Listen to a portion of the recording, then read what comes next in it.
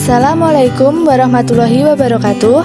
Pada kesempatan kali ini, kami dari kelompok 1 mata kuliah Ekonomi Politik kelas ES 6E akan menyampaikan materi mengenai ekonomi politik liberal klasik. Sebelumnya, perkenalkan anggota kelompok kami. Yang pertama ada Garnis Selvi Charity dengan NIM akhir 215, Arbiansah NIM 217, Suliarti Kristira Wulandari dengan NIM 230, dan Novita Sasadila Maulida dengan NIM 234. Peta konsep dari subbab materi yang akan kita bahas kali ini terbagi menjadi 2 subbab. Yang pertama yaitu ekonomi politik praklasik dengan 3 masa. Yang pertama yaitu masa Yunani kuno, masa merkantilisme, dan masa fisiokratisme. Subbab kedua yaitu ekonomi politik liberal klasik. Yang akan kita bahas yaitu tentang kekayaan, pembagian kerja, kuluk manusia, mekanisme pasar, dan yang terakhir yaitu paham liberalisme. Kali ini kita akan membahas mengenai ekonomi politik praklasik, di mana secara historis diilhami oleh pemikiran 2 tokoh, yaitu Plato dan Aristoteles. Menurut Aristoteles, dalam bukunya yang berjudul Politics, menjelaskan bahwa ilmu ekonomi merupakan bagian dari ilmu politik. Sedangkan menurut Plato, manusia sebagai makhluk sosial, penghapusan kepemilikan privat, ahli filsafat memiliki tahu kebenaran absolut untuk mengatur pemerintahan. Pembagian tugas versi Plato di sini terbagi menjadi pada bagian puncak itu terdiri dari kelompok pengatur, bagian tengah terdiri dari kelompok pelaksana, dan bagian bawah yaitu kelas pekerja atau workers. Masa pertama dalam ekonomi politik praklasik yaitu masa Yunani kuno. Di sini Aristoteles dalam bukunya Politics mengatakan bahwa ilmu ekonomi merupakan bagian dari politik, sedangkan politik merupakan bagian dari etika dan filsafah. Negara ideal menurut Plato adalah masyarakat yang dipimpin atau dididik oleh ahli-ahli filsafat atau raja yang juga sebagai ahli filsafat. Pemerintahan di sini berbentuk sosial komunis, di mana raja berhak menentukan apa yang harus dilakukan oleh masyarakatnya. Materi selanjutnya adalah masa merkantilisme. Pada abad ke-14, saat terjadinya revolusi Prancis, terjadi transisi kekuasaan dari raja dan gereja kepada para merchant atau kaum saudagar. Inilah yang disebut era merkantilisme. Pada masa ini, terjadinya campur tangan negara dalam perekonomian masyarakat. Pendapatan negara ini berasal dari surplus ekspor atas impor. Dilihat dari aspek ekonomi politik, merkantilisme adalah contoh pertama model primary of politik. Kesejahteraan rakyat jelata, terutama petani, tidak diperhatikan.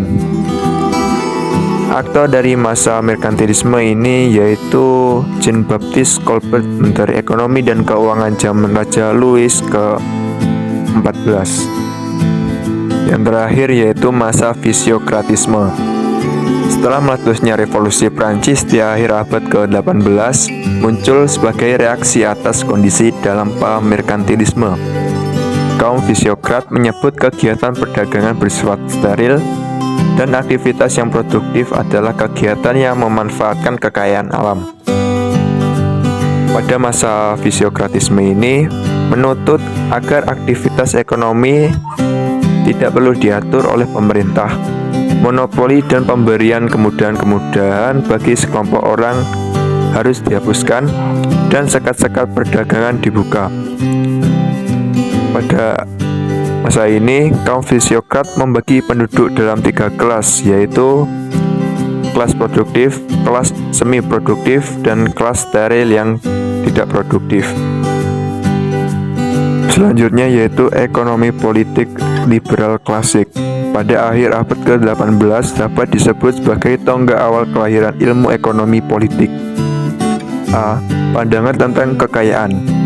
Ilmu ekonomi politik sebagai ilmu yang mempelajari tentang prinsip-prinsip yang mengatur produksi, distribusi, dan pertukaran kekayaan. Menurut Henry Faucett tahun 1833. Pandangan tentang kekayaan dalam arti sempit menurut kaum merkantilis yaitu kekayaan sama dengan uang. Menurut Adam Smith, kekayaan berupa kemakmuran atau kesejahteraan. Pandangan tentang kekayaan dalam arti luas Menurut Faucett pada tahun 1833, kekayaan mencakup semua komoditas yang mempunyai nilai tukar. Jelas sekali pada awal berkembangnya, ilmu ekonomi politik klasik sangat didominasi dan identik dengan disiplin ilmu ekonomi. Faktor produksi yaitu sumber daya manusia ditambah kapital ditambah sumber daya alam. B. Teori pembagian kerja. Adam Smith menganjurkan adanya pembagian kerja, di mana teori pembagian kerja menunjukkan bahwa dalam upaya mengejar keinginan pribadi, orang perlu bekerja sama dengan orang lain. Dalam perdagangan internasional, pembagian kerja menurut Adam Smith didasarkan pada keunggulan absolut. Menurut David Ricardo didasarkan pada keunggulan komparatif, sedangkan menurut Michel Porter mengembangkan menjadi teori keunggulan kompetitif. C. Khuluq manusia. Adam Smith mempelajari salah satu sifat manusia, yaitu menjadi homo economicus atau manusia ekonomi. Artinya, makhluk rasional yang didorong oleh kepentingan pribadi untuk selalu berusaha memperoleh hasil sebesar-besarnya dari berbagai kemungkinan pilihan yang ada, yang dimana produsen memperoleh keuntungan yang sebesar-besarnya, sedangkan konsumen memaksimumkan kepuasan. Mekanisme pasar. Dulu, pasar adalah tempat bertemunya konsumen dan produsen. Namun, sekarang pasar sudah berkembang menjadi jauh lebih rumit, mengintegrasikan individu-individu dan kelompok-kelompok, serta proses integrasi di pasar didukung oleh apa yang disebut dengan sistem harga. Menurut Arthur Sheldon, ada 4 tugas sistem-sistem ekonomi, yaitu antara lain 1. Mengembangkan teknik-teknik untuk menilai sumber-sumber yang langka. 2. Menyediakan alat-alat untuk merakit dan mendistribusikan informasi. 3. Membuat insentif untuk berkonsentrasi pada metode-metode yang paling produktif. 4. Menciptakan prinsip-prinsip mengalokasikan output pada penggunaan yang paling penting atau bernilai paling tinggi. Selanjutnya yaitu paham liberalisme. Paham liberalisme adalah ideologi atau paham kebebasan sebagaimana yang dikemukakan oleh Smith.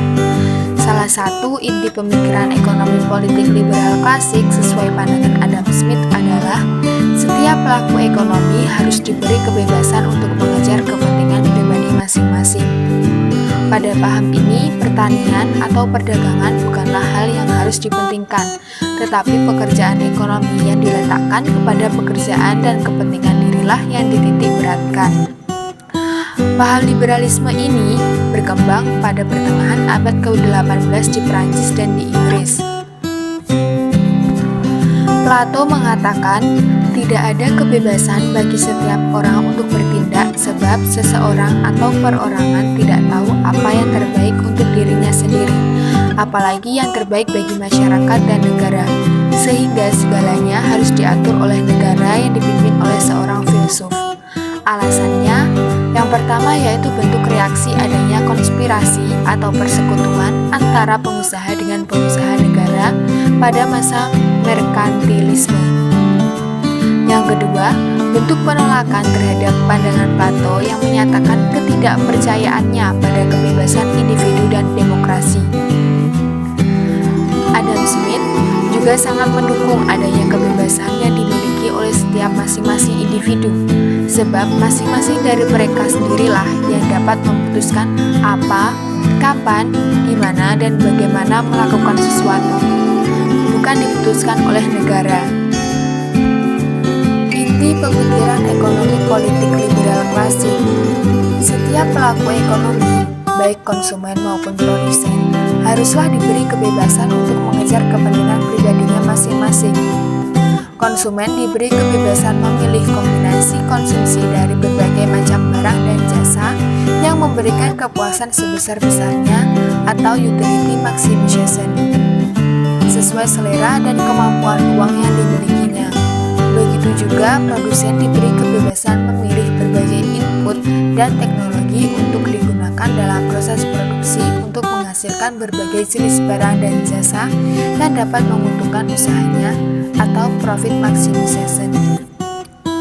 Jadi, liberalisme merupakan suatu paham yang membela kebebasan, baik individual maupun nasional dengan seminimal mungkin atau bahkan tanpa adanya campur tangan pemerintah.